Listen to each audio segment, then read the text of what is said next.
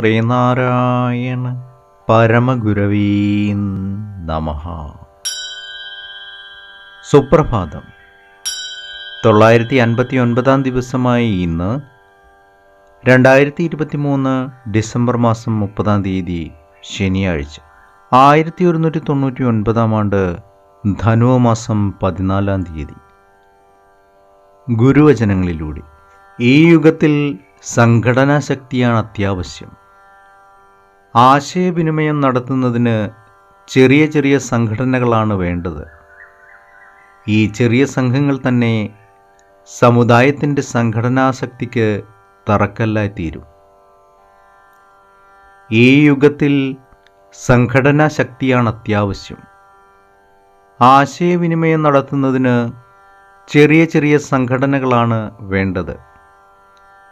ഈ ചെറിയ സംഘങ്ങൾ തന്നെ സമുദായത്തിൻ്റെ സംഘടനാ ശക്തിക്ക് തറക്കല്ലായി തീരും. ശ്രീനാരായണ ഗുരുദേവൻ.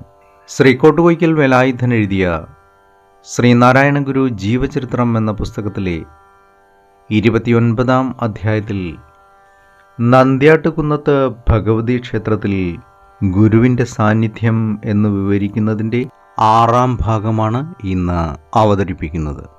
തീർത്ഥജലം ആവശ്യക്കാരായ ഭക്തജനങ്ങൾക്ക് ഇടതടവന്യേ നൽകിക്കൊണ്ടിരിക്കുന്ന ജോലിയിൽ ഏർപ്പെട്ടിരിക്കുന്ന സമർത്ഥരായ ഏതാനും പുരുഷന്മാരെ ആ ഭാഗത്ത് കണ്ടു.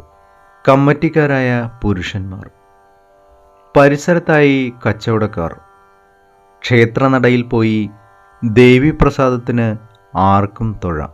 ഞങ്ങളിൽ സ്വാമിയാണ് ആദ്യം തൊഴുതത്. ഞാൻ ഒരു സങ്കല്പത്തോടുകൂടി പ്രാർത്ഥിച്ചുകൊണ്ട് കണ്ണടച്ച് ഏതാനും നിമിഷം നിന്നു. തിരിഞ്ഞു നോക്കുമ്പോൾ കണ്ട കാഴ്ച എൻ്റെ പ്രാർത്ഥന ഫലപ്രദമാകുമെന്ന് ബോധ്യപ്പെടുന്ന വിധമായിരുന്നു. ദേവിയുടെ പ്രസാദവുമായി ഒരാൾ വലതുവശം നിൽക്കുന്നു. കുങ്കുമവും തെറ്റിപ്പൂവും കൂടി ഒരിലയിൽ വെച്ചത് എനിക്ക് നൽകി. ശ്രീകോട്ടുകോയ്ക്കൽ വേലായുധൻ എഴുതിയ ശ്രീനാരായണ ഗുരു ജീവചരിത്രം എന്ന പുസ്തകത്തിലെ 29 അധ്യായത്തിൽ നിന്നുള്ള ഒരു ഭാഗമാണ് ഇന്ന് അവതരിപ്പിച്ചത്. ഏവർക്കും നന്മ നിറഞ്ഞ ഒരു സുദിനമായിരിക്കട്ടെ എന്ന് ആശംസിച്ചുകൊണ്ട് നിർത്തുന്നു. നന്ദി, നമസ്കാരം. ഗുരുധർമ്മം ജയിക്കട്ടെ. ശബ്ദം നൽകിയത് സുജീഷ് മഹേശ്വരി.